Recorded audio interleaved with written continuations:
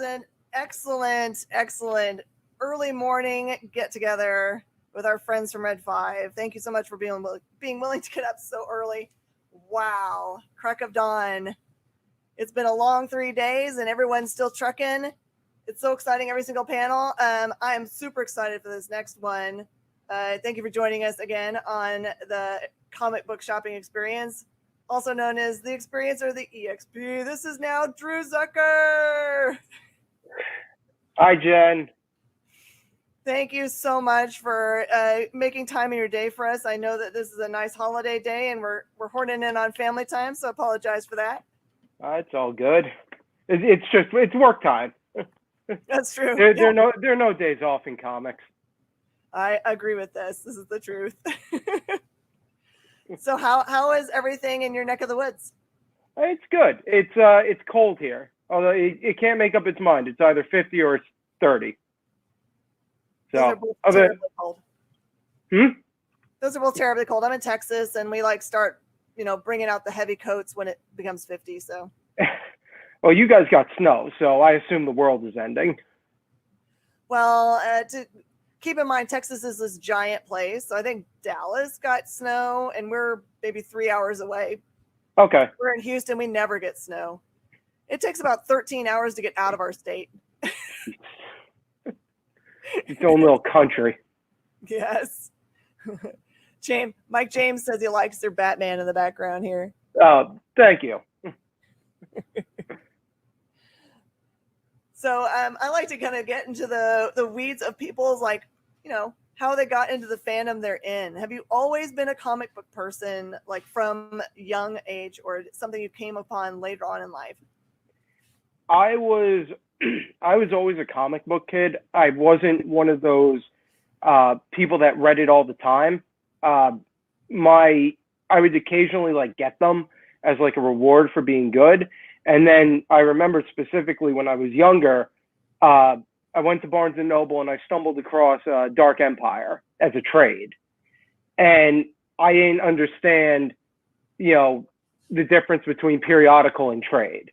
Mm-hmm. So really, Dark Empire was kind of my first major introduction into comics when I was a kid. And then as I got older, I fell away from it and I went to college. And I wanted to go for toy design and ended up kind of reigniting my love of drawing and just stuck around in the sequential department. And that around that time when I was a freshman, sophomore is what really drove me back into kind of my modern love of comics. So are we talking about the Dark Empire, the Star Wars storyline? Yeah. Oh my gosh. Are you like me? Would you like to see them play that out somehow on the screen? Very much so.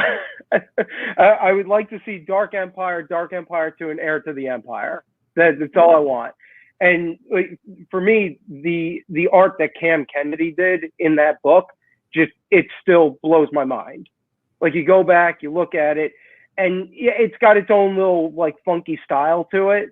And it's definitely a product of its era in the way it's written, but you can't beat the technical level of just how those spaceships are drawn. Yeah, the concept of having a cloned emperor and the purposeful going over to the dark side of Luke, but that temptation of doing it and then being in it and then feeling that power, how that tears at your soul. How do you come back from there when you've actually used that power? That's the reason why the dark side of the Force has any draw at all on its surface. Why would you use it if you knew what it was going to do to you and you knew that it was bad? It has to give you something. It has to give you something. That power. I just love that all of the expanded universe is really prior to Disney was born out of those 3 series. Thrawn's in there. Jason and Janna are in there. The Han Leia relationship is in there. Luke's beginning of the new Jedi is in there. It's amazing how much even in the Disney era of Star Wars is traceable back to those 3 series. Yeah, I knew when Disney said they weren't going to use any of the extra canon stuff that I wasn't going to get to see it, but there were little things that they gave us that I think they were saying, we hear you, we know that you like the extra canon, so we're going to give you a little something, but we're not going there. Like when they gave us the teaser for the newer movies where you see Luke standing on the precipice of the island that he used as his Jedi training academy, and you see that stone that's sitting there that looks like a tombstone. Yeah. You think to yourself, that's Mara Jade's. Right. They never address it, but I know that's what it is. And if they ever tell me that it's not, I'm going to say you're a liar and a darn liar. That's where she's buried. There's a ton of stuff in there from that series, which is it's great, you know. And I like that series, even when I was younger, as I've come back to it as an adult, that it still holds up for me. Mm-hmm. Oh yeah, I'm still a little heartbroken that they didn't go back to the Han trilogy and use that for their source material for Solo. Although Solo is amazing, I really wanted to. This is the entire scene that I wanted to see from that. All the rest of it they could have changed. I wanted to see the part in the book where they describe that they have them all in formation as part of the Empire, and marching in formation at the edge of this cliff, and that they would on purpose, just for training, not call the turn and have people walk off the edge to prove that they would still follow the Empire to their deaths. Mm-hmm. See that on the screen because I was like, that would show you how evil the Empire is. Yeah, that would have been fun. Crazy. Alas. All right, so Kanto has a huge following. It is such an amazingly drawn world. It's such a unique character and motivation for him. How was this something that you had been tossing around in your brain forever? Was it inspiration that happened right before you started writing the creation process for art? Did you work together on the creation for the story, or is this something that was born just from the writer? How did this come about? So the original design for Kanto, I had done about when was it? Around 2013. I had done it as a drawing for myself. It was done as a challenge to myself to see if I could do something a little more cutesy than what I'd normally do. I did it. I really loved it, and I had an idea of how to do the story. And the story was always a combination of Dante's Inferno and The Wizard of Oz. So that tagline that we've been using from the get-go was always attached to the character. I ended up throwing it in a drawer because I was doing the house at the time, and then David had approached me about doing a different project, and I didn't have time to do it because we were wrapping up. So when we were done, I reapproached him and I said to him, "Hey, I have this idea." So I sent him a picture, the drawing of Kanto, along with like a paragraph of what the story was. And his response almost immediately was, "Yes, we're doing this. I'm a huge Wizard of Oz fan. I know exactly what I want to do with it." So my original version didn't involve the girlfriend, and it wasn't. It was a much more, I'd say, structurally followed Inferno than David's version of it. David came in and really kind of gave Kanto a character beyond my version, which was he was searching for his humanity. So David took that and made it, well, he's not searching necessarily for his humanity. He's searching to give everyone else around him humanity. And then from there, he took a lot of what I had and massaged it into a more palatable version of the story that we got. And that's really where this all came from. So it started with me. He came in, put his spin on it, and then everything ever since then, it's just kind of been a back and forth with us. So the main character himself, is he inspired by anyone in your life? Is he fully realized as his own character just based on the idea you needed someone to walk that journey? He's not like based on anyone in my life. I think he's kind of an idealized version of, the people I've looked up to. I've spent my life surrounded, working in emergency services. I've seen the absolute best of people. I've seen the worst of people. But the guys who were very senior to me when I came in and kind of guided me through, because I was 18 when I started. I stood on the shoulders of giants to me.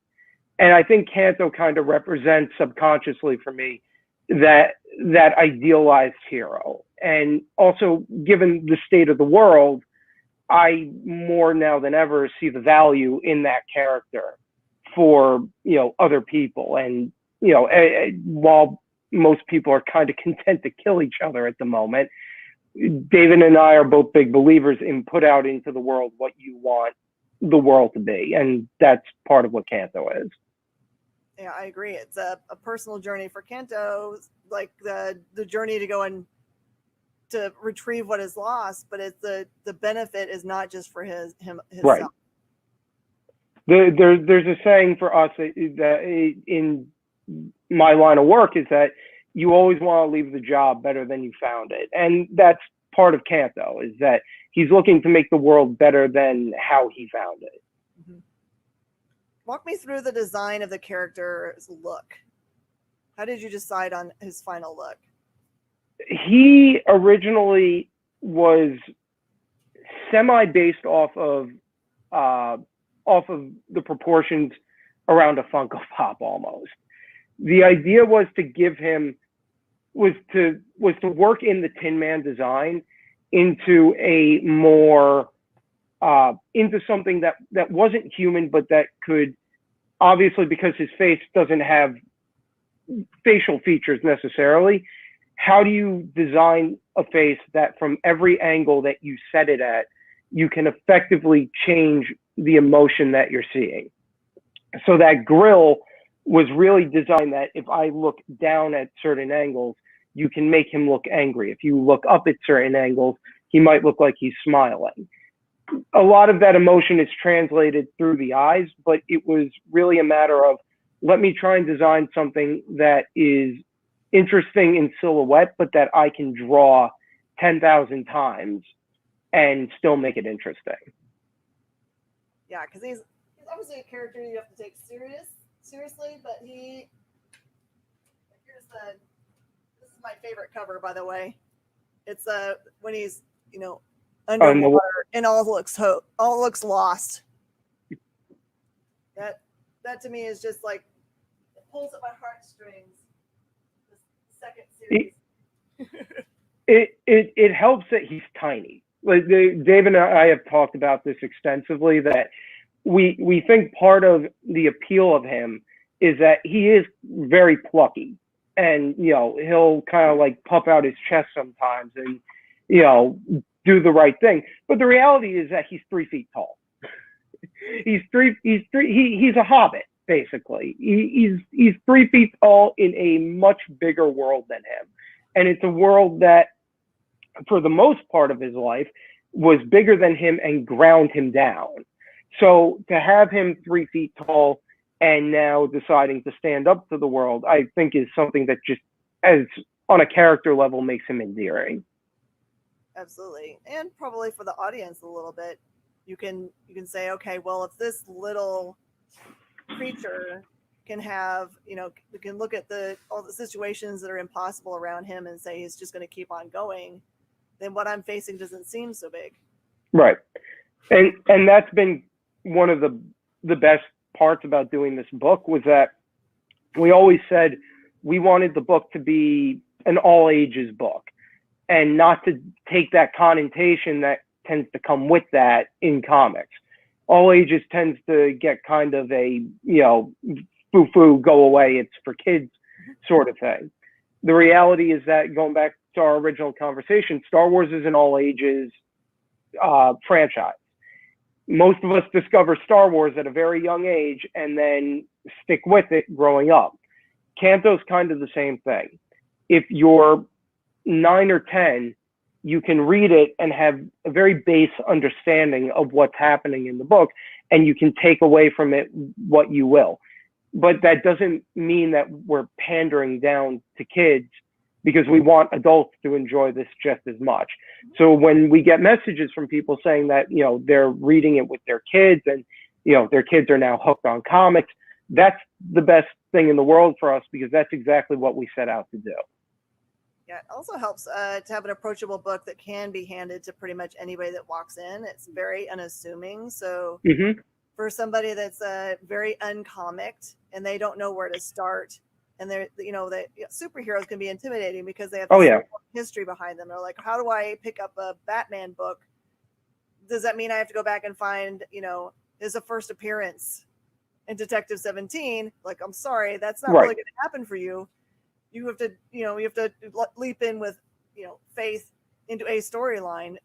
It's so much, it's very wonderful to be able to have something that I can hand to anybody and say, I do this often, but that you can bring it back if you don't like it. And then I know in my heart, they're never bringing that book back. Right. Canto is one of those books I can always hand to people and say, just try this. You'll like this, I promise. So that one, that makes me very happy to hear. But also that was 100% an intentional move on our part. Was we wanted to make something that would help the shops. 100%. The book was designed from the ground up to be an easy sell for the shops across a range of ages, especially to try and bring in new readership that would stick around for a little bit. You know, we want to make the industry, you know, bigger and stronger, because we believe in it, and the shops are obviously the lifeblood of that. So from our end, we wanted a book for them that would be an easy sell. I know you can never know this truly going in when you present a project to be published and go out on the stands. You can't ever say, well, I know a first series is going to be successful, so we've planned a second series. But did you always have a second arc in mind for the character? Yeah, we did. We always had a rough outline beyond volume 1. And obviously, if volume 1 wasn't successful, I think there's threads in there that were obviously picked up in volume 2. But I think that volume 1 ends in a way that you can, if this had been unsuccessful, fine, you can read it, get a full story, and be totally happy with where this ends. But we always had a plan of where we were going with this. And a huge part of that is that we had decided, even if no publisher came along, we believed in this enough on our own that we would have done it ourselves. But we personally are very happy that IDW came along, because Kickstarters are a lot of work, and IDW has put a lot of weight behind us. They're a really great company. I really enjoy all of the titles that they put out. So we're getting to the end or a finished second arc. Is there a third arc in plans? Yeah. So last week, I think we announced with IDW, Canto's been picked up for 3 new series. So there's going to be in the spring another mini series, basically an expanded version of Clockwork Fairies as far as setup, called The City of Giants. That one I will be taking a break from for art duties. I am doing the 1 in 10 incentive covers for that, but that one will be written by David, and Sebastian Priz is stepping in to do artwork for 3 issues. After that, in the summer, I will be back on art for Canto 3 Lionhearted. And then in 2022, we're going to have Canto 4 A Place Like Home. And Canto 4 will be the conclusion of the story. So where will our viewers know Sebastian's work from? Sebastian is all over Twitter. He is constantly putting out like these amazing Star Wars drawings and these like whatever he's drawing for the day. So actually his Twitter is, I'll tell you right now, because you should follow him because he is excellent. and his daily drawings make me very happy. Sebastian. So he is Sebastian at Sebastian Priz. And just at Sebastian Priz. You can find him on Twitter, and his stuff is just it's great. If you're not following him, you should be. I might be. I'm following a lot of people so that I can know all the things. Yeah, but Sebastian stepped in and really he's done a great job. Because it's hard to step into that role and to take over on something that David and I are both rightfully very proud of and a little precious of. It's our kid, and he totally gets that, and he's been working his butt off, and I think people are going to be excited when they see what he's doing. So you mentioned the house earlier. Yes. A lot of people won't know what that is, and I know that I love it. Explain the house. So the house is a World War II haunted house story that was written by Philip Seavey, and with art by me and letters by Jen Hickman and letters by Frank. I apologize, Frank Savotikik. I can never pronounce his last name. I'm sorry, Frank. Don't kill me. But it's a book that Philip and I worked on for a number of years. We ended up kickstarting it. It had a successful Kickstarter, and for the last 3 years, we have just been hand selling this book to everyone at conventions, shops, and it has continued to have just a small but very popular fan base among it.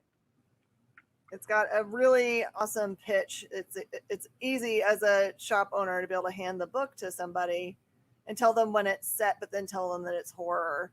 About people having to camp down in this house and it doesn't go well. It's a bunch of supernatural horror. So I'll just give the pitch for anyone that hasn't heard of it. It's about a group of U.S. soldiers during World War II who, during the Battle of the Bulge, get lost in the woods during a snowstorm, and they stumble across a house that has no business being where it is, and it makes no sense that it's there, but they decide to take shelter in it. And once they're inside, all sorts of horrendous shenanigans ensue. And you can kind of take it from there, how this plays out. But it's really a love letter from me and Philip to, stuff like Alien and The Shining. Oh yeah, it's a beautifully drawn book. It's truly terrifying, and if you're a fan of horror at all, you should absolutely get into it. You don't have to be a fan of period pieces, because even though it's during wartime, that's not really the point of it. The way I describe it is that the World War II setting is incidental to the story. It's there to just drive the story. So what was the inspiration for the story? Because it just seems like a crazy thing. That story was me exercising my own problems. I'll fully admit that. It's a really personal story for me in terms of me kind of working through my own stuff. And simultaneously, it's really a pay-on to Alien and my love for that movie, and how Alien was not the first movie to go and do this sort of thing, but it did it so well that it was undeniable. It's debatable if we did it that well to reach that level, but that was really, that was the goal with it. And then, when we really committed into it, Lock and Key was a huge inspiration for it, because I finished Lock and Key and basically sat there and said, that's the kind of stuff I want to do. These are the stories I want to tell. And I realized, I have one of these stories. I can go and finish this. So that book was kickstarted, correct? It's not with a publisher? No, that book was kickstarted 100%. Would you be open to a publisher trying to grab that up? Because it seems a bit silly that they haven't. Yeah, we would be 100%. Publishers, you need to totally pick up the house and get that in print, because it would sell a lot of copies, because it's a really quality product. So it has been, doing the Kickstarter was extremely hard, and there was a lot of our own money put up front for that. But I can say the amount that you end up learning, having to work everything out for yourself and deal with the retailers directly and just hand sell that product, you learn so much from it. Like, it can't be understated, the amount of knowledge you pick up. Well, the work you put into it as a Kickstarter and in social media obviously had paid off, because I had quite a lot of people see it on our store racks and say, oh, I always meant to pick this up. So I'm glad it's sitting in front of me. So yeah, a lot of those that got picked up because people had heard about it, but just hadn't had a chance to pick it up that way. Yeah, no, and that's been the hardest part, is that the shops that do carry it, we hear from all of them the same thing. Oh, I ordered 10 of them. They were gone in an hour, because it is an easy pitch to people. We're hoping that if we can get it out to all the shops, that will help to, just grow its base even more. Absolutely. All right. We have to address the monster in the room of Batman, because it's clear that Batman is an influence, or at least a love of yours. Is it a particular writer? Is it the art? Is it the character themselves? What do you love? So that book blew my mind when I first read it, and changed my entire life. And then that one was really my kind of suck back into comics post-college. Okay. I had really been, I was working around at the time, and I was reading stuff, but a lot of the way I read comics isn't in monthlies or in periodical, really. I'm a trade guy, because I jump around so much, and I dig backwards quite a bit. So when Court of Owls started, that was the first time I started really reading monthly, and Court of Owls was just like, I didn't know Batman could be this. In particular, when they got to that 5th issue, and it does the rotating. I was sitting on the train reading it, and just, oh, good. I think I'm losing my mind. So, for me, Long Halloween was really the I saw the promise of the level of storytelling that you could hit and how large it could be. And then Court of Owls showed me what you could actually do with that medium. And that's what really so for me, they're both, kind of seminal works, and very personal and important to me. And then I've just got a print that I was lucky enough to have Greg Capullo sign. Oh, James Venhouse is in the room from Night Owl Society, and he says it might be the best thing to come out of the New 52. It is, without a doubt, because everything from it survived into everything they've done going forward. Nothing else is surviving. This is true. They're overriding a great many things with like death metal and dark Knight's metal stuff. Yeah, I mean it's one of those things that, like, in continuity, like, even when things don't make sense, they're keeping them because they're worthy things to keep around. And you see it in Court of Owls as a multimedia property, that it keeps popping up in places. And credit to Snyder. He did something new with a character that's 80 years old, that everyone is like, oh, there's nothing new to do with it. And he turned the entire thing on its head. So did you get to read any of the Tom King run yet? No, I started it, and it just, I couldn't find my way into it. I'll probably give it another shot down the road. But it wasn't grabbing me at the time when I started it. I sometimes get into moods where if I'm reading something and it's just I'm not feeling it, I'll put it down and come back to it in a couple months when maybe I'm in a different headspace for it. Right now I'm sucked into East of West, and it's just that book is crazy. So did you get as far as like I Am Suicide, which is the big Bane focused part of the run, or War Jokes and Riddles? No, I didn't get that far. I got into I read the first volume of it. Okay. So Gotham Girl and Gotham Man, I think. Yeah, it gets pretty intense. Yeah, I've heard. Give it another chance. Yeah. No, I from what I've seen of it, I'm super into it, and art wise, I was a big fan of who was on that book. Between Mitch and everyone else, it's like, ooh, they're throwing down. So someone's talking about the Robert Pattinson movie, and I'm going to ask the question in a different way than they're asking it. They've been releasing kind of like, this person's going to play this bad guy part. This person's going to play this bad guy part. So we've gotten a bunch of villain names and associated people to play them for the Pattinson. And people are throwing around what storyline they think we're going to be seeing. What do you think it might be? Are we going to see the Long Halloween? Where they go? What are they headed for? So to answer the question, yes, I am extremely excited for it because I am a huge Matt Reeves fan, and Dawn of the Planet of the Apes was a hell of an experience to have the first time I watched it.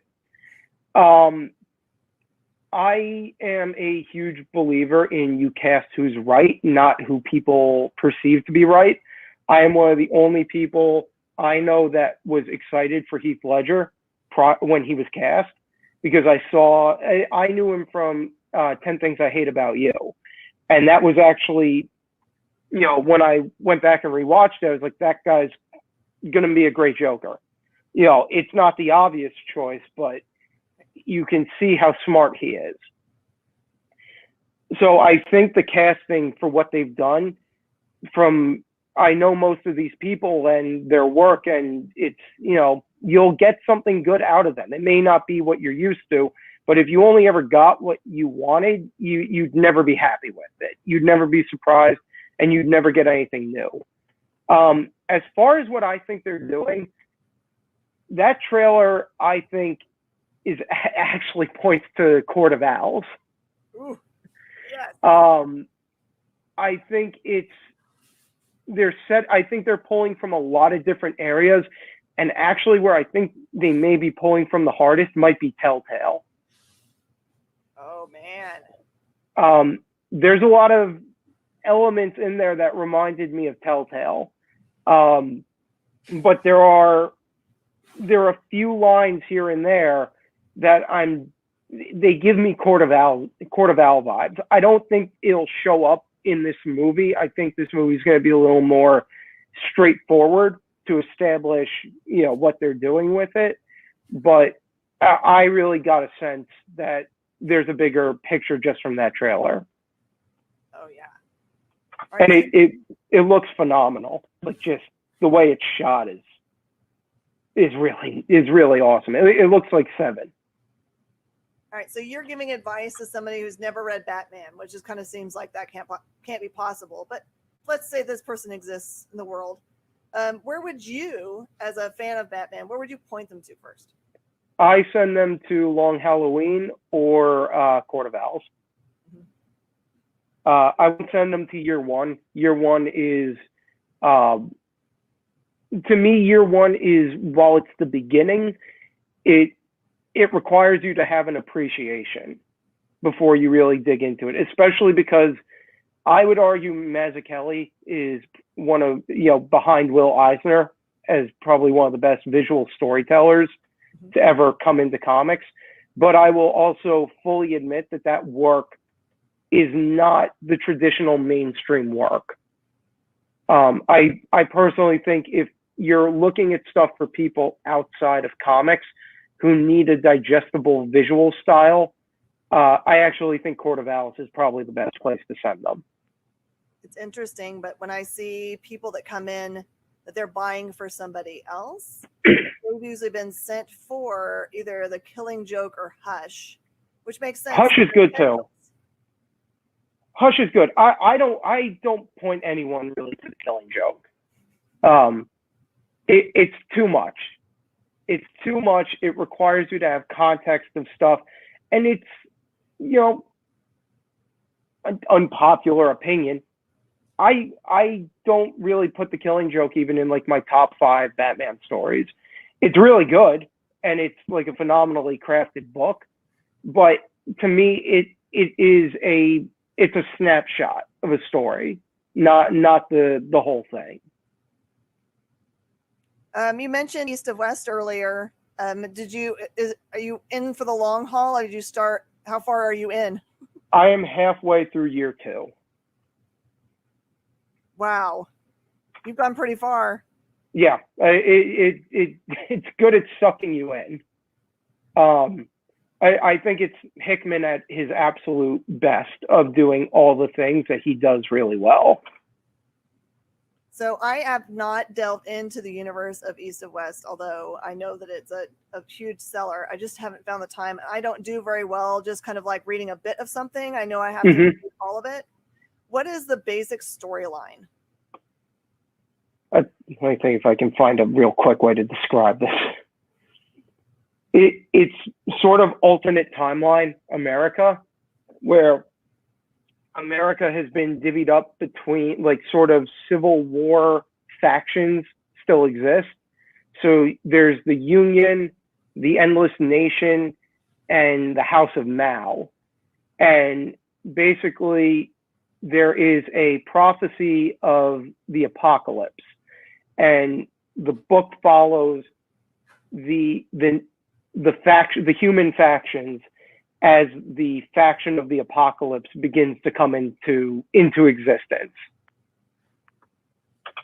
And it's really about how these factions are all interacting with each other as this looming threat of the end of the world is approaching. So it's not post-apocalyptic, but just ahead of it coming down. Yeah, it's weird. It's hard to explain without giving too much of it away, but it's dystopian. It's hard to say if it's dystopian or how much of this is just, you know, alternate timeline. Mm-hmm.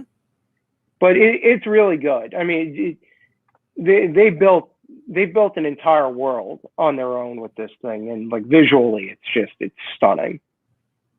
So it does it feel like it's based in our world or its own unique world? Our world, if our world took a different turn. Okay.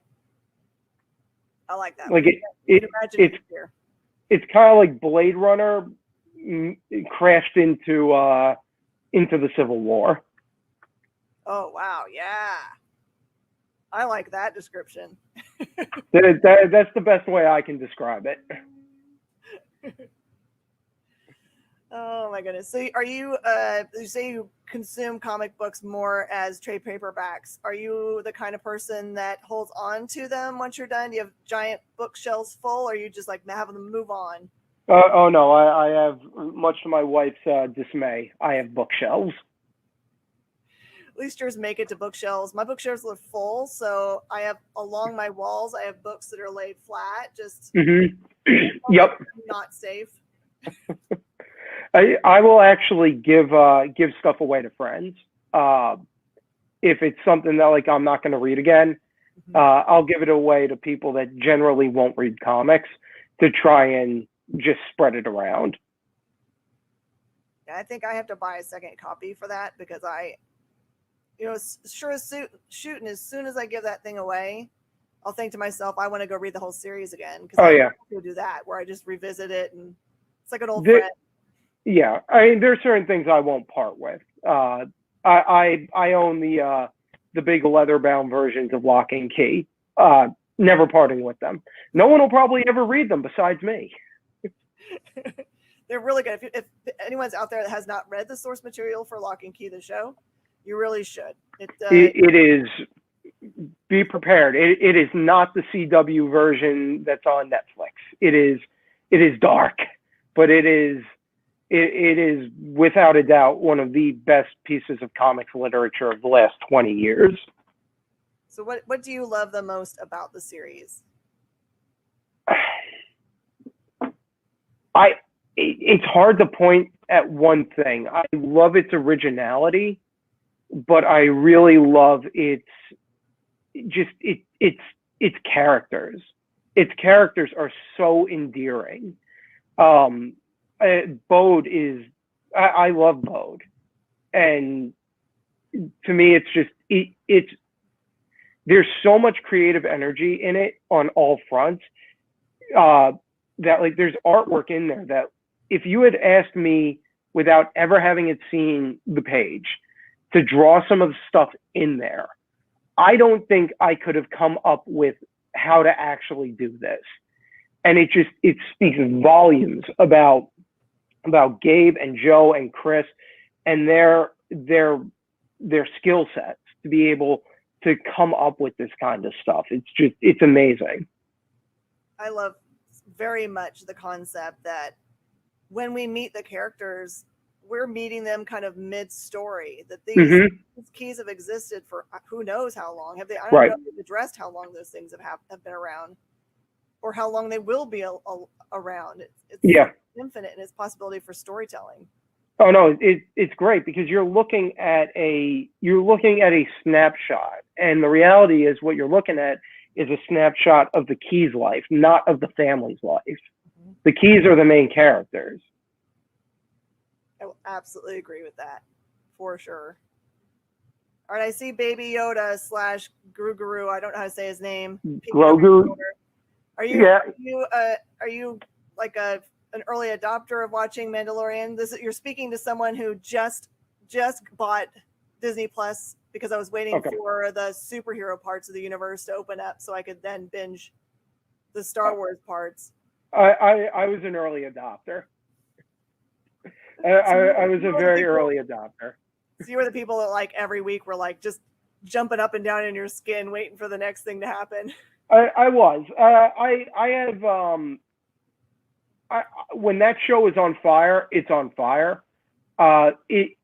That show is so interesting to me because it's so weird to go back to having weekly episodes again, because then when you do, because what you end up losing when you do the binging is there are no real lulls in the storytelling. So when they do a filler episode of something, you don't feel that fill at all because you're just on to the next one and the story continues. Sure. If you end up with like 2 episodes of filler in a row, it starts to feel it a bit. It's interesting that the show made me feel that for the first time in a very long time. But then when I've gone back and rewatched the whole thing together, I'm like, oh yeah, no, this all works perfectly together. But honestly, I'm kind of getting back on board with having weekly episodes again because it's nice to have something to look forward to, especially in a pandemic where no one can go outside. Well, it recreates that thing that we had last time I can remember this kind of feeling for something like like the anticipation of the next episode was back when in my early married days when we couldn't afford anything but like go to the Taco Bell and get the box of $5 tacos. Mm-hmm. We would go on Sundays and watch the X-Files, and it felt like that was the way that was. You couldn't miss it. I mean, right. You had a VCR, and not everybody did. So, well, it's like it's water cooler again. It's nice because it's like I go to work and it's like, did you watch it? Yeah, I was there. Yeah, and then you have to find out if who's standing around you. If not everyone has watched it, and people are a couple episodes back, you have to. What can't you say? There's a lot of responsibility now. Oh yeah, no, well, I just hide from Twitter. I have this thing that if you're gonna spoil stuff, you're a real I don't know. Can I curse here? Sure. If you're gonna spoil this stuff, you're a real piece of shit. Sorry, guys. But, apparently I'm in the minority because Twitter decided we're going to just, out of spite, ruin everything we can find. I wonder if in some small part, people that do spoilers are, people that in a different life would have been a reporter and they were the first to the scoop. So they want to be the first people to release it and get the hits from it. So I don't know if that's what they're feeling. I don't know. It's sad to me that it's at that point that like you would take, in a world that's like this messy right now, like don't take this away from people. Everybody's got one little thing. All right. Leave it alone. Come on. You would think everyone deserves that. You would think as a generation that somehow has still managed to keep the secret about Fight Club, that we could keep the secret about Mandalorian for a week, right? Oh God, if Fight Club was done today, it'd be out in a second. People would just be filming each other, beating the hell out of one another. The anarchy wouldn't fly. They'd all be on TikTok, doing what they were doing. It'd be bad. I was so serious about the rule that I didn't tell my husband for, I think it took him maybe 7 years between the time I saw it and the time he saw it. I didn't tell him about Fight Club. Brad Pitt would be proud. Yeah. The fear was real. When Durden just showed up on my doorstep, no. Listen, I am not looking to be thrown down a flight of stairs by a handsome man in a tank top. No. I'm trying to think. Are there any other movies? Maybe Sixth Sense that had that kind of mess it up for folk. Sixth Sense. I would say The Usual Suspects, but everybody's parodied it to death at this point. Yeah. It's hard. It's hard to like genuinely surprise people with stuff. It's David and I do our best to hide stuff when it comes to Canto. We know that there's definitely, obviously the world isn't paying attention to what we're doing. So, woohoo. But, we try and hide the surprises that we do have in there as much as we can for people. Oh, yeah. So did you primarily work from home all the time, even before, 10 months ago? Is this kind of more just normal? Yeah, I mean, I work as an EMT in New York City. So for me, the pandemic was just, icing on top of what is already a dumpster fire on a good day for us.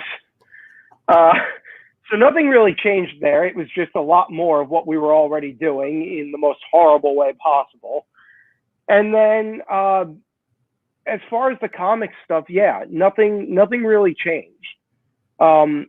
We were very fortunate that Canto really threaded a needle when it came to the industry.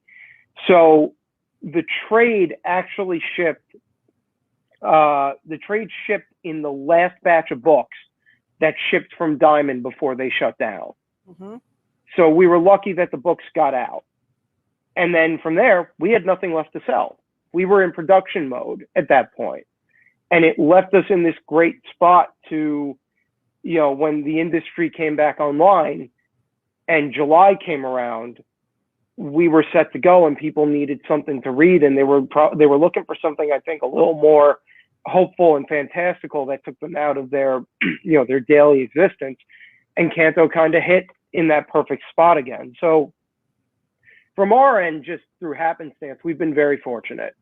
And not much has changed for me, as far as my life goes. I still work from home and I still go to work, which I'm very fortunate for. I'm lucky that, I'm very fortunate that I have a book that continues to sell in this environment and that I still have a job. So none of that is lost on me. Yeah, I think the job that you have is one of those jobs people don't think about as being a very dangerous job, but it is so dangerous what you do. Mm-hmm. So thank you for putting yourself on the front line. No, it's literally what my paycheck is for. Can you share any crazy stories? Because my background is I trained as a police officer, so I kind of I dig all those kinds of crazy I picked up this guy and this happened. I honestly, it's stuff that it will just depress people. So I will leave it alone. It ranges from NC-17 to stuff that no one should ever see in their entire life. Oh my goodness. What is the weirdest thing you've pulled out of like a kid's ear or nose? I pulled a micro machine out of a kid's nose. It's like, I didn't even know these still existed. Oh, they totally do. Oh yeah, no, he got it up there, and yeah. Yeah, Ben House says Crying Game has a pretty big surprise ending. Yep, that's right. Yeah, no, that stuff. Aside from laws that prevent me from talking about that stuff, this isn't. I will leave those stories off to the side. I can tell you on a fairly regular basis, you do have the occasional run into the naked person, and they're like, "I'm not naked." And it's like, "You sure?" Trust me, bud, you're naked. Yeah. You're a Sans apparel. I'll give you one weird thing that comes out of the South Bronx. They steal each other's shoes. What? I haven't figured this out. If you are passed out on the sidewalk, there's like a 90% chance that by the time we find you, your shoes will be gone. So it's a high desirability item, huh? Evidently, but it's not always like Jordans and stuff. It's just random shoes will be gone. I wonder if those people played way too much D&D growing up and are just like picking the corpse clean. The place kind of can be D&D-ish, so I wouldn't be surprised if it's like, these are great shoes, and now I'm like skill number 12 or whatever. That's right. I can jump higher. My dexterity is great. Oh my goodness! So what do you have any projects in the future that you can talk about? It's mostly all Kanto for now. If you're a Kanto fan, you're in for the long haul. We're talking. Me and David are already talking about what comes after Kanto for us. So there will be something else. We've got an idea. But for the most part, yeah, we are totally focused in on hitting that, to making that as good as it can be. And I will tell you, I've read the outline for Volume 3. We've had extensive conversations about Volume 4. I'm excited, and it's my own book. So we're in a good spot. And, just the covers I've been doing for City of Giants are, I am happy with my own work, and anyone that knows me will tell you I hate my own work. I will redraw entire pages that I've done because they're not good enough. So if I'm happy with where I'm at right now, that's a good sign. So you're like every artist I've ever known. Yes. Yeah. I will redraw pages David doesn't ask me to redraw. Okay, so tomorrow, big production company X says that they're going to make a Kanto film. We'll call it animated. Who is Kanto's voice? This got asked a few times, and I honestly don't know. It's strange because I have that voice in my head, but I can't pin that voice down.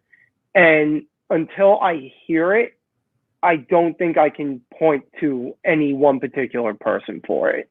Does it sound like a still small voice where it's just kind of like a very calm, unassuming one, or you have a deep voice from a tiny little being? He's more emotional than you think in my head. He very much his emotional range really goes much further than you would expect it to go in my head. He can get very angry and he can get very sad. But it is probably more in line with a more monotone version than, say, something super distinct. It would be so cool. Yeah. Quite often, here you go. The EXP, which is /Kyle, says Alan Tudyk. I would not be opposed to that. Yeah, it's so funny to see how many people in Hollywood, like, you don't think about them as voice actors, but they do a lot of voice acting, and you may not even recognize it as being them. You're like, Yeah, no, for sure. No, and it's such a weird question, like, for me, because I have no good answer for it. I know what's in my head, and David has his version of it in his head, but it's one of those things that I think is just like super personal to both of us, because it's just how we interpret it when we read the script. oh yeah, I totally understand that. All right, if you could go anywhere right now and there's no restrictions on your movement, where would you go eat? Where would I go eat? Mm-hmm. I'd go back to Ireland and eat. There's a seafood spot in Dingle, Ireland, which is a small coast town, and they had Dingle, Diggle. Okay. And they have some of the best mussels that you will ever have in your entire life. Unfortunately, I get very car sick going to Dingle because it is a lot of winding roads. What brought you there before? When did you go visit? We were traveling with my parents, so we did a cross Ireland tour, and it was Dublin, Kilkenny, Dingle, and then Limerick. And my plan had been, when we went to Dingle, I was going to try and drive over to Skelly Michael so that I could go to the island that Luke was on in The Last Jedi, because I really wanted to climb those stairs. But unfortunately, it is very hard to get out there, and it's very weather dependent. Oh, I'm sure. And someone could probably make a business of just doing that. Tours. Yeah, they do. That's what they do. But it's the waters are very rough. So if the waters are too rough, they won't take the boats out. That makes sense. But I got to see it from the coast, and that'll have to do for now. Yes.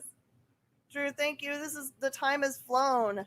I feel like we could talk about our fandoms for a long time and about all the cool things that are coming out from you. Appreciate it so much.